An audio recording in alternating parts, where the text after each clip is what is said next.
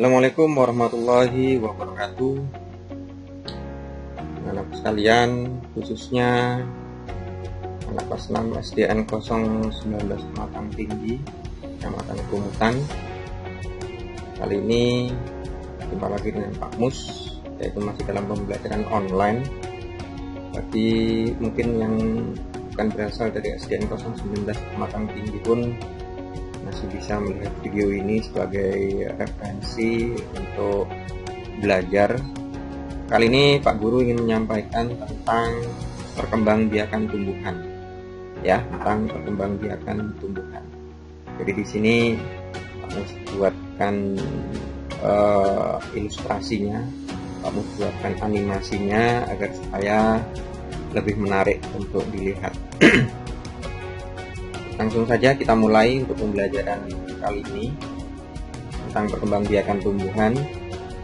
Seperti biasa, sebelum materi ini kamu sampaikan juga tujuan pembelajaran. Tujuan pembelajarannya dengan mengamati PPT interaktif dengan materi perkembangbiakan tumbuhan, siswa mampu memahami perkembangbiakan tumbuhan secara generatif. Ya, makin salah. Yang kedua, dengan mengamati PPT interaktif dengan materi perkembangbiakan tumbuhan, siswa mampu memahami perkembangbiakan tumbuhan secara vegetatif.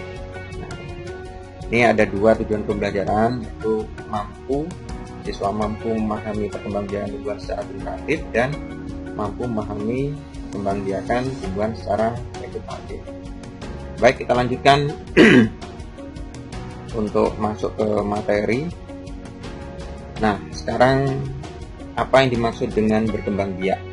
Yang dimaksud dengan berkembang biak adalah salah satu cara yang dimiliki oleh makhluk hidup dengan tujuan untuk mempertahankan atau memelihara kelangsungan jenis atau spesiesnya. Artinya di sini dengan berkembang biak, makhluk hidup tersebut mempunyai tujuan untuk mempertahankan eksistensinya, artinya keberadaannya, ya. Jadi tidak punah. Kalau misalnya kucing berkembang biak bertujuan untuk melestarikan jenisnya, jenis kucing tadi, kambing itu juga melestarikan jenisnya. Nah, demikian juga tumbuhan juga dia berkembang biak untuk melestarikan jenisnya, kayak bunga patai, atau mungkin misalnya tumbuhan mangga, atau mungkin jeruk dan sebagainya. Yang jelas di sini yaitu untuk memelihara kelangsungan jenis atau mempertahankan kelangsungan jenis atau spesiesnya. Itu pengertian dari berkembang biak. Nah, sekarang untuk perkembangbiakan tumbuhan itu ada dua, terbagi menjadi dua, ya. Perkembangbiakan secara generatif dan perkembangbiakan secara vegetatif. Nah, baik, kita pelajari masing-masingnya.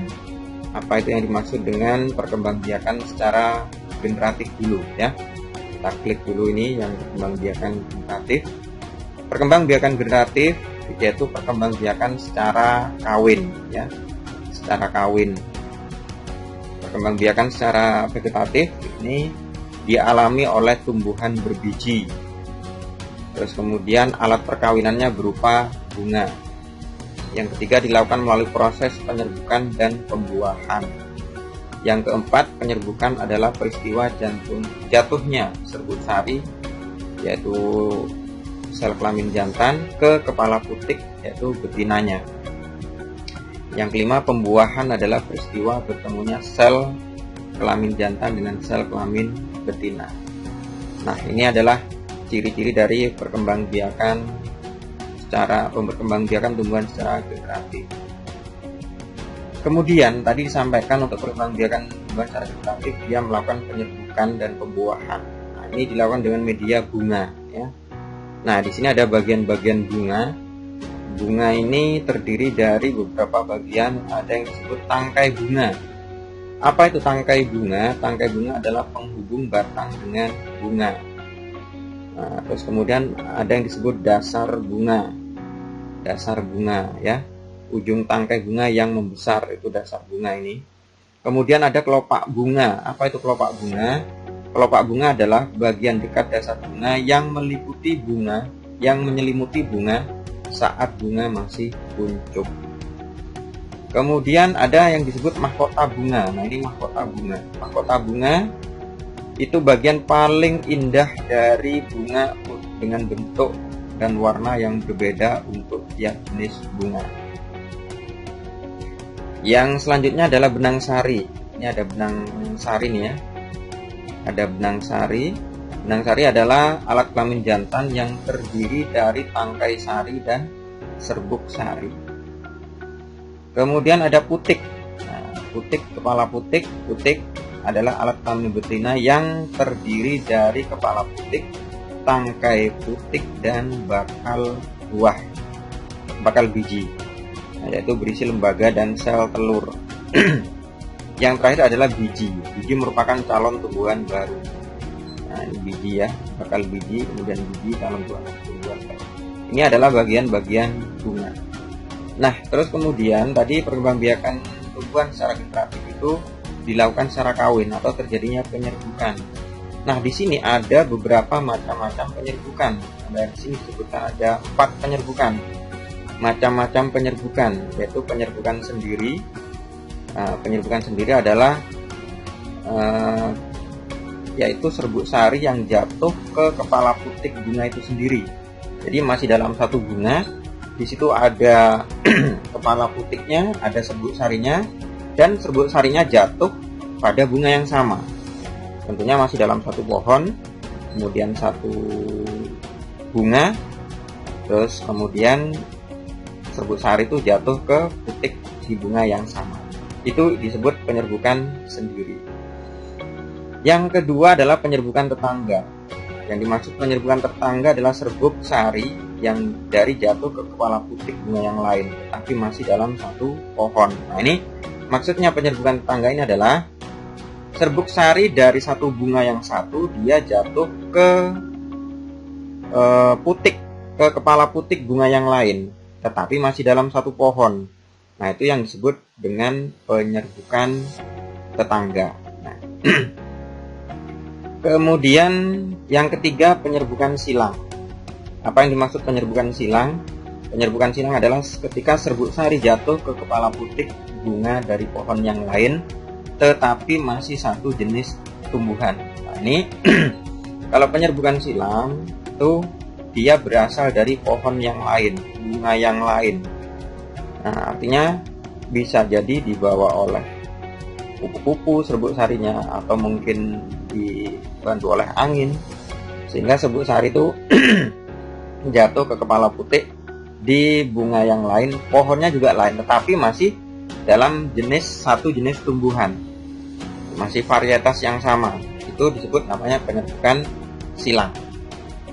Nah, kemudian yang keempat penyerbukan bastar. Apa yang dimaksud dengan penyerbukan bastar? Yaitu serbuk sari jatuh ke kepala putik bunga dari pohon yang lain yang sejenis tetapi berbeda varietas. Nah, ini penyerbukan bastar adalah dia sudah lain pohon, lain bunga, juga masih sejenis tapi beda varietas. Artinya misalnya mangga, sama-sama mangga, tapi mungkin bukan mangga yang mangga madu, mangga yang lain jenisnya. Nah, itu dia serbuk sarinya jatuh ke kepala putik yang varietasnya berbeda. Nah, itu kita sebut namanya penyerbukan bastar. Ini ada 4 penyerbukan tadi ya: penyerbukan sendiri, penyerbukan tetangga, penyerbukan silang, dan penyerbukan bastar. Terus kemudian penyerbukan tadi kan beberapa perantara, sampaikan bisa dibantu oleh hewan, bisa dibantu oleh angin dan sebagainya. Nah, ini penyerbukan yang dibantu oleh hewan. Contohnya ini ya. Ini adalah penyerbukan yang dibantu oleh hewan yang bernama lebah. Nah, lebah ini dia membantu penyerbukan. Sebetulnya si lebah ini dia tidak berniat untuk membantu penyerbukan, tetapi dia ingin menghisap nektar bunga, nektar yang ada saripati bunga itu dihisapnya untuk bahan baku madu. Nah, terus kemudian secara tidak sengaja kakinya nempel di serbuk sari bunga ini. Terus kemudian dia ngisap nektarnya, kemudian nyari bunga yang lain. Nah, secara tidak sengaja kaki tadi yang sudah terolesi namanya serbuk sari kemudian nempel di kepala putik bunga yang lain.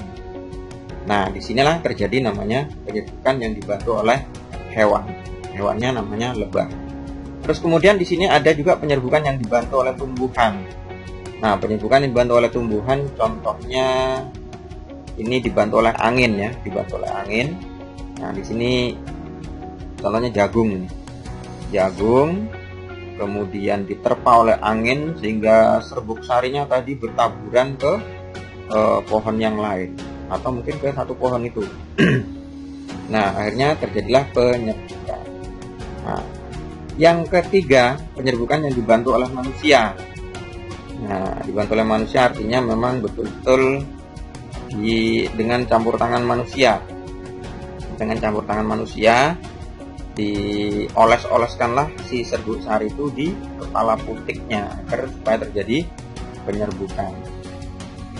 Nah, itu contoh dari perantara penyerbukan. Selanjutnya kita masuk ke perkembangbiakan tumbuhan secara vegetatif. Nah, perkembangbiakan tumbuhan secara vegetatif artinya lawan dari vegetatif. Kalau tadi dengan cara perkawinan generatif tadi ya, dengan cara perkawinan atau penyerbukan atau persarian. Tapi kalau vegetatif itu dengan cara tidak kawin atau tidak menyerbukan. Nah, di sini perkembangbiakan secara vegetatif tumbuhan itu pun dibagi menjadi dua lagi, vegetatif alami dan vegetatif buatan. Jadi vegetatif alami itu adalah perkembangbiakan tumbuhan yang tidak ada campur tangannya manusia, di alami secara alam. Kemudian kalau vegetatif buatan itu ada campur tangannya manusia. Nah, kita ambil contoh dulu apa saja jenis-jenis dari vegetatif alami. Nah, di sini vegetatif alami dapat dibagi menjadi 5 bagian, yaitu dengan cara spora, tunas, rizoma, umbi, atau geragi atau stolon ya. Jadi ada 5: spora, tunas, rizoma, umbi, geragi atau stolon. Nah, apa yang dimaksud dengan vegetatif alami dengan spora? Nah, kita lihat apa yang dimaksud dengan perkembangbiakan dengan secara spora. Spora merupakan satu atau beberapa sel, bisa haploid ataupun diploid, yang terbungkus oleh lapisan pelindung. Sel ini normal dan hanya tumbuh pada lingkungan yang memenuhi persyaratan tertentu yang khas bagi setiap spesies. Tumbuhan yang berkembang biak dengan spora antara lain seperti paku, tumbuhan paku maksudnya ya, jamur, ganggang, dan suplir. Ini contohnya perkembangbiakan spora. Kita lihat contoh proses dari perkembangbiakan spora. Ini jadi spora tadi kembang, terus kemudian dia memungkinkan untuk tumbuh menjadi tumbuhan baru ya. Terus kemudian sekarang berkembang biak dengan cara tunas. Apa itu perkembangbiakan dengan cara tunas? Nah, tunas terbentuk dengan cara membuat tonjolan kecil pada tubuh tumbuhan induk yang makin lama makin besar. Tonjolan ini kemudian tumbuh dan berkembang menjadi tumbuhan baru. Contoh pisang dan bambu ya. Contoh pisang dan bambu. Nah, ada pisang, ada tebu, ada bambu. Ini yang berkembang biak dengan tunas. Kita lanjutkan yaitu perkembangbiakan vegetatif alami yaitu dengan cara rizoma. Apa itu rizoma? Rizoma itu bisa disebut dengan akar tinggal. Adalah batang yang tumbuh mendatar di atas tanah. Ciri-cirinya berbentuk seperti akar, berbuku-buku seperti batang. Pada tiap buku terdapat daun yang berubah menjadi sisik. Pada setiap ketiak sisik terdapat mata tunas. Contohnya jahe, kunyit, temulawak. Jadi akar tinggal atau rizoma, atau ada yang disebut rimpang ya. Nah, ini adalah berkembang biak dengan rizoma. Contohnya ini. Nah, ini. Jadi ini rizomanya seperti ini, dia batangnya menjalar menjalar ke tanah ini ya, menyebar ke tanah, kemudian di sela-selanya dia tumbuhan baru. Nah, terus kemudian ini ada akar-akar kecilnya, ada serabut-serabutnya. Jadi yang tumbuh ini bukan akar yang menggembung sebetulnya, tapi dia adalah batang yang menggembung. Kemudian vegetatif alami yang berkembang biak dengan umbi. Nah, apa itu? Umbi lapis contohnya ya. Umbi lapis adalah umbi yang berlapis-lapis dan di bagian tengahnya terdapat batang yang sangat pendek atau cakram dan tunas sebagai calon individu baru. Siung. Contoh bawang merah, bawang putih, umbi batang. Nah, ini umbi lapis tadi ya. Nah, contohnya bawang merah, bawang putih. Kemudian ada lagi umbi batang. Umbi batang adalah batang yang menggembung karena berisi cadangan makanan. Pada permukaan umbi terdapat daun yang berubah menjadi sisik dan pada setiap ketiak sisik terdapat mata tunas. Contoh kentang dan gembuli. Nah, ya. Ini contoh dari perkembangbiakan dengan umbi akar. Ini wortel ya. Kemudian ini umbi lapis bawang ya. Kemudian umbi batang ini pada kentang. Kita lanjutkan satu lagi, yaitu berkembangbiakan vegetatif alami dengan cara geragi atau stolon. Apa itu geragi? Geragi adalah batang yang berruas-ruas yang tumbuh menjalar. Ruas ini bisa mengenai tanah, akan tumbuh akar dan tunas baru. Contohnya stroberi. Ya. Jadi batang tadi itu menjalar di atas tanah ya, menjalar ke atas tanah, terus kemudian dia keluar akar di situ menjadi tunas baru. Nah, ini contohnya nih. Ini contohnya. Jadi stroberi itu dia batang tadi menjalar, kemudian nempel di tanah, terus kemudian menjadi tumbuhan baru. Nah, jadi ini ada 5 contoh perkembangbiakan vegetatif alami, yaitu dengan cara spora, tunas, rizoma, umbi, dan geragi. Terus kita lanjutkan, yaitu perkembangbiakan vegetatif, masih vegetatif, tapi kalau tadi vegetatif alami, sekarang kita coba belajar tentang vegetatif buatan, masih secara tidak kawin ya. Vegetatif buatan apa saja yang termasuk, apa saja cara vegetatif buatan. Nah, ini vegetatif buatan ini adalah dia dengan cara vegetatif, yaitu tidak kawin tapi dengan campur tangan manusia. Yang pertama, mencangkok. Nah, kita lihat mencangkok. Apa itu mencangkok? Kita lihat dulu mencangkok. Syarat tumbuhan yang dapat dicangkok adalah batang tidak terlalu tua dan tidak terlalu muda, ukuran tidak besar, tegap, mulus, berwarna coklat muda. Dan cara mencangkoknya, satu, kelihatan buat keratan melingkar. Jadi artinya dibuat keratan itu melingkar berjarak 3-5 cm ya. 3-5 cm dibuat keratan.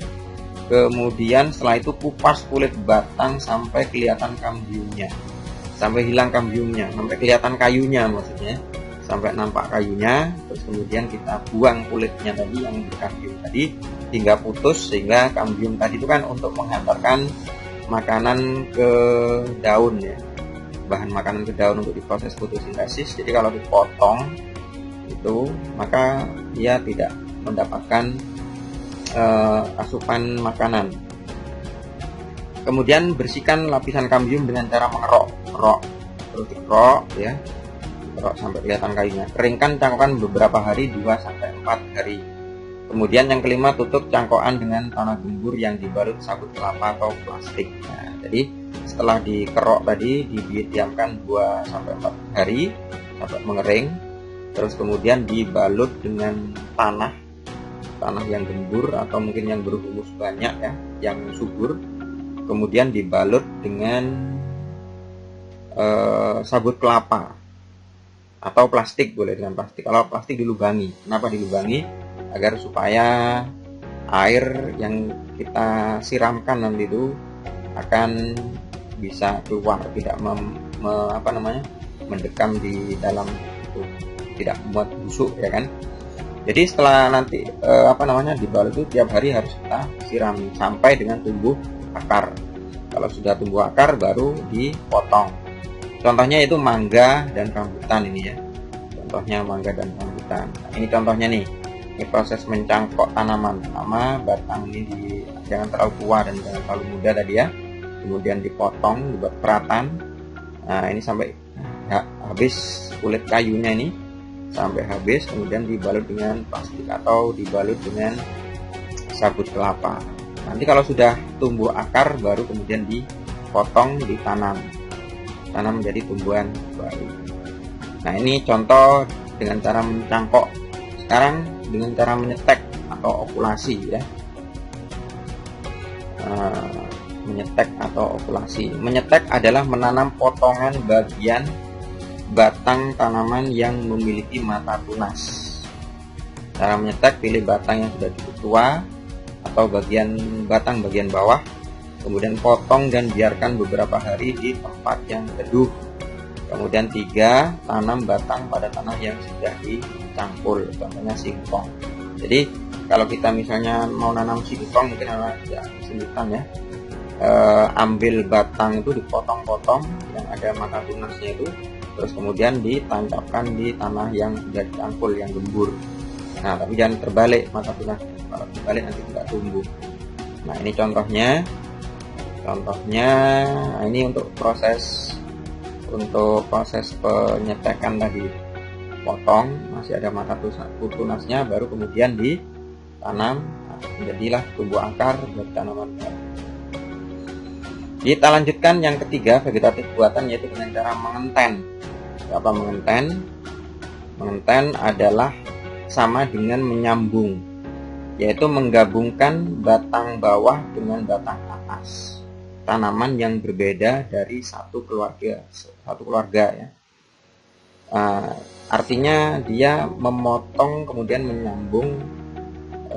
Mungkin ada misalnya pohon mangga ya, kita punya pohon mangga. Yang satu pohonnya besar tapi buahnya tidak banyak, yang dua pohonnya tidak besar tapi buahnya banyak. Itu mau kita padukan dengan cara mengenten tadi. Yang buahnya banyak ada di bagian atas, terus kemudian yang pohonnya kuat dan akarnya kuat ada di bagian bawah, sambung. Nah, baru kemudian dia bisa menjadi tumbuhan yang kuat batang dan pohonnya, terus kemudian buahnya pun banyak. Nah, cara mengentennya bagaimana? Potong secara diagonal ya, artinya miring sama miring, bagian bawah dan bagian atas. Ukuran batang dan atas harus sama. Buat telah pada batang atas dan batang bawah. Kemudian temukan batang atas dan batang bawah sampai kambium kedua batang sampai bertemu ya. Kemudian diikat dengan tali rafia. Contoh durian dengan mangga, terung dengan tomat. Itu mengenten. Kemudian dengan cara nah ini seperti ini gambarnya. Batang bawahnya kita kita potong, terus kemudian ini batang atas kita potong, baru kita sambungkan dengan sampai kambiumnya itu menyatu dengan tumbuhan yang di atasnya, ikat dengan tali rafia. Kemudian kita lanjutkan yaitu vegetatif buatan dengan cara merunduk. Apa itu dengan cara merunduk? Merunduk adalah membengkokkan sebagian cabang, kemudian membenamkannya ke dalam tanah. Cara merunduk yaitu rundukkanlah batang tanaman, benamkan tanah di dalam tanah, kemudian potong batang yang dirundukkan jika sudah mengeluarkan banyak akar. Tanam hasil rundukan di tempat lain, contoh arbe, apel, dan bougainville. Jadi merundukkan itu artinya batang itu dirundukkan ke dalam tanah, kemudian ditutup dengan tanah, dalam tanah ya, tutup. Nah, kemudian nanti batang tadi akan mengeluarkan akar yang kena tanah tadi, baru kemudian dipotong kalau sudah keluar akar, sehingga dia akan menjadi tumbuhan baru. Ini contohnya. Ini contohnya nih ya. Ini contohnya. Jadi batang ini kita buat supaya bisa masuk ke dalam tanah. Nah, terus kemudian diikat juga pakai pakai batang ya, silang-silang ini, kemudian ditimbun pakai tanah sehingga nanti akan keluar akar di bagian sini. Maka kemudian setelah dia keluar akar baru dipotong dari induknya. Ini dengan cara merunduk. Selanjutnya dengan cara menempel. Apa itu dengan menempel? Menempel dilakukan dengan cara menggabungkan dua sifat tanaman yang berbeda. Cara menempel yaitu iris kulit batang yang akan ditempel berbentuk segi empat. Kemudian dua tunas yang akan ditempel diiris sebesar irisan pada batang. Irisan tunas ditempel pada batang kemudian diikat. Jika tunas sudah mulai tumbuh, batang bagian atas tunas dipotong agar tunas tumbuh lebih cepat. Contohnya jeruk, alpukat, rambutan. Jadi artinya, nah ini contohnya. Jadi di bagian ini mata tunasnya ini kita beri kita hilangkan dulu kulit kayunya berbentuk kotak ini ya. Ada mata tunasnya, terus kemudian disambung dengan mata tunas yang tumbuhan lain, kemudian diikat sampai menjadi tumbuhan baru. Ini namanya dengan cara menempel. Nah, udah selesai tadi, udah selesai, yaitu vegetatif alami dan vegetatif buatan ya. Sudah selesai, kita lanjutkan. Sekarang materinya sudah selesai ya, vegetatif dan generatif tadi sudah. Kita masuk ke latihan soal. Latihan soal. Apakah kalian sudah siap untuk menjawab latihan soal? Nah, kalau sudah siap, kita tekan yes. Nah, untuk soal yang pertama, perkembangbiakan generatif pada tumbuhan hanya bisa terjadi pada tumbuhan yang memiliki titik-titik. Nah, generatif tadi dengan cara kawin, berarti dia harus punya bunga. Nah, ini ada batang, ada daun, ada bunga, ada akar. Kita pilih yang bunga. Nah, betul ya. Terus kemudian pohon bambu berkembang biak dengan titik-titik. Tahu bambu tadi? Stek kah, tunas kah, rizoma, umbi lapis. Ternyata pohon bambu berkembang biak dengan tunas. Nah, berikut adalah bagian-bagian yang terdapat pada bunga, kecuali kepala sari, kelopak bunga, mahkota bunga, dan putik. Nah, yang tidak ada ini kepala sari ya. Nah, karena kelopak bunga ada, mahkota bunga, putik yang ada benang sari. Kepala sari tidak ada. Alat kelamin jantan pada bunga adalah benang sari, putik lamina, mahkota bunga hiasan, kelopak bunga itu adalah untuk menopang bunga ya. Benang sari. Lanjut.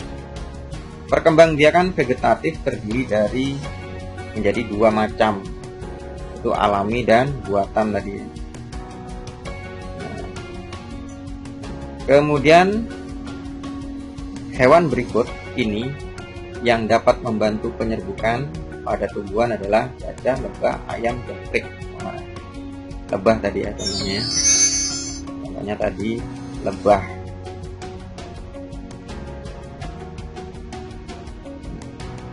Terus kemudian perkembangbiakan tumbuhan dengan cara menimbun bagian cabang yang tumbuh memanjang dalam permukaan tanah dinamakan merunduk ya. Nah, berikut adalah perkembangbiakan vegetatif secara alami. Tunas, umbi lapis, umbi batang, umbi akar, dan geragih. Nah, kalau ini umbi tanah tidak ada ini. Ini okulasi buatan ya, bukan alami ya. Ini geragih, geragih buatan alami maaf. Umbi akar, umbi batang, umbi lapis. Oh, stek ini bukan alami tapi buatan. Berarti jawabannya adalah A. Berikut adalah tumbuhan yang berkembang biak dengan tunas. Pasti pisang dan bambu ya. Karena mangga tadi bukan ya. berkembang biak dengan biji. Jamur, tumbuhan paku, dan lumut adalah contoh tumbuhan yang tidak berbiji. Tumbuhan tersebut berkembang biak dengan cara spora, ya. Spora. Contoh tumbuhan yang berkembang biak dengan cara umbi lapis adalah bawang merah, bawang putih, dan bawang bombay. Kalau tebu, pisang, tunas, ya. Tebu, mangga pakai biji, bawang merah, kentang, bawang putih ada yang umbi batang, umbi lapis, dan umbi batang, ya. Berarti jawabannya ini. Gambar di bawah ini adalah langkah perkembangbiakan tumbuhan secara mencangkok. Ya. Gambar di bawah ini merupakan perkembangbiakan tumbuhan secara geragih atau stolon. Gambar di samping merupakan perkembangbiakan secara spora, dengan cara spora. Kemudian gambar samping merupakan perkembangbiakan secara bantuan lebah atau hewan di sini. Alhamdulillah sudah selesai anak-anak sekalian. Jadi itu tadi materi tentang perkembangbiakan tumbuhan. Ini untuk identitas penulisnya. Bagi mungkin yang bukan dari SDN 019 Semarang Tinggi yang ikut menyaksikan video ini nama saya, nik saya, tugas ini, sekolahnya di sini, ya, di naungan Dinas Kabupaten Dinas Pendidikan dan Kebudayaan Kabupaten Kota. Baik, terima kasih anak-anak sekalian. Selamat belajar, selamat bertugas. Mudah-mudahan paham anak-anak dari awal sampai akhir Pak Mus menerangkan dan bisa menjadi tambahan ilmu bagi kalian, tambahan referensi sumber ilmu, sumber referensi pengetahuan tentang perkembangbiakan tumbuhan. Cukup sekian dulu yang bisa Pak Mus sampaikan. Pak Mus akhiri dulu. Wabillahi taufiq wal hidayah. Assalamualaikum warahmatullahi wabarakatuh.